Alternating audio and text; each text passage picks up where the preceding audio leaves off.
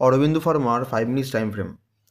এখানে দেখতে পাচ্ছেন যে আগের দিনের যে সেট আপ হয়েছে সেখানে একটা সুন্দর প্যারালাল চ্যানেল হয়েছে।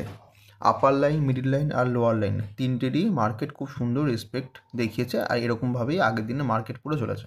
তো আজকের প্ল্যান ছিল যে এখানে যদি একটা এন্ট্রি পয়েন্টটা দেখতে পাচ্ছেন, যদি একটা সুন্দর ক্লোজিং দিত তাহলে কিন্তু আমি এখান থেকে একটা ডাউনের জন্য পজিশান নিতাম।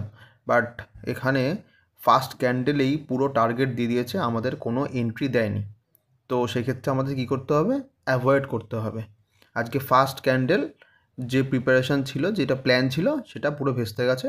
তো নেক্সট কোনো সেট আপের জন্য আমাকে ওয়েট করতে হবে। ও যে কোনো শেয়ারে আপনি করতে পারেন, বাট সেট আপ দেখে, সাপোর্ট রেজিস্ট্যান্স দেখে আপনাকে প্ল্যান আউট করতে হবে। তো এই ডিসিপ্লিন অলওয়েজ মাথায় রাখতে হবে।